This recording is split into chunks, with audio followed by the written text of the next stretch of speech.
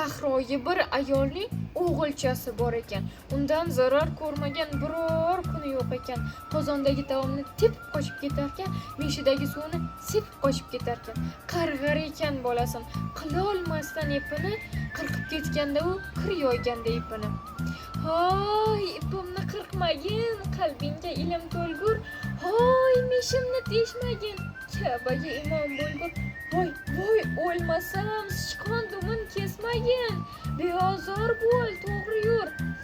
G'arib yo'lin to'smagin, Ka'baga imom bo'lgur. Demas ekan, chorman, haromim, maraz o'lgur. Bitta ekan qarg'ishi, Ka'baga imom bo'lgur. Niyat ketdi, vaqt o'tdi. Misli yel yosh shabboda, shu onaning shu o'g'li imom bo'ldi Ka'baga.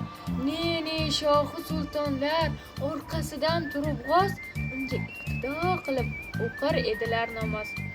Duolar shumboladan chiqdi xush bir nafasli imom hofizi Qur'on Abdurahmon Sudaysi.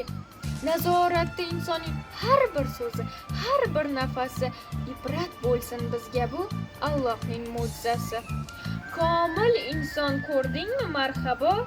Balki ular ota-ona elidan duo olgan bolalar. Marhabo Karimova.